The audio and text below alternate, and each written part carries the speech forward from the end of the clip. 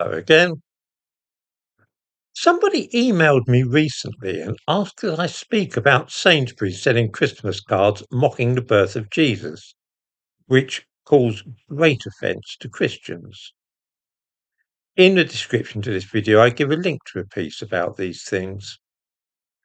I will say at once that I find them tacky and distasteful and would be disgusted if I were to receive one. But does that mean that Sainsbury's should not sell them? Why should Sainsbury's care what I think about them? They're a commercial concern, and if people are buying the things, then it can hardly matter to Sainsbury's if a few devout people are offended by the sight of the cards on public display. This raises a wider question, though, which is the extent to which I can reasonably expect people to watch what they say and do, lest I am upset or offended by their actions or words. For example, I really do not like hearing people take the Lord's name in vain. I wince when I hear somebody say casually, "For God's sake." It is deeply offensive to me.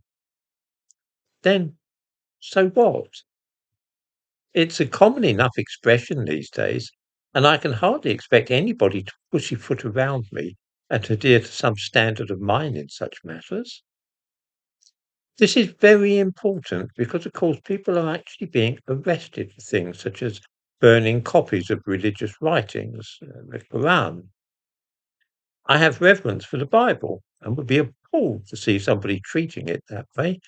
But should they be arrested simply because I don't like it? Obviously not. Incidentally, this illustrates another point about those Christmas cards which Sainsbury's have been selling. Would they stop Eid cards marking the end of Ramadan, cards which mocked Muhammad and said offensive things about him? I think we all know the answer to that one. What about slang terms for various ethnic minorities? No doubt they are offended by hearing them, but should it be a criminal offence to use such words? In practice, it is against the law these days, just as those referring to homosexuals in certain ways can fall foul of the law, because gay people are liable to be upset and claim that the use of certain words constitutes a hate crime. Muslims and Jews strongly dislike certain colloquialisms, but once again one is compelled to ask, so what? I don't think that anybody has a right not to be offended by words. We all have a right not to be threatened, of course, or to be offered violence, but that's another matter entirely. It has been against the law for centuries to put people in fear of violence. Calling them by slang words or even frankly derogatory expressions, though, is not violence, nor is it the threat of violence. Referring to a homosexual or black person by outdated and unpleasant words is unnecessary and rude, but it shouldn't be a matter for the police. Or take another case, mocking people with disabilities. This actually is an offence, but it's hard to see why.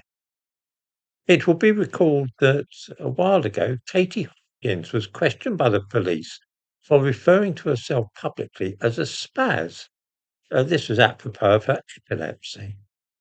Somebody objected and contacted the police because they found the term offensive. And Hopkins was told that if she didn't agree to a voluntary interview under caution, she would be arrested. Now, I have, as you might say, a horse in this race because I am a deformed hunchback.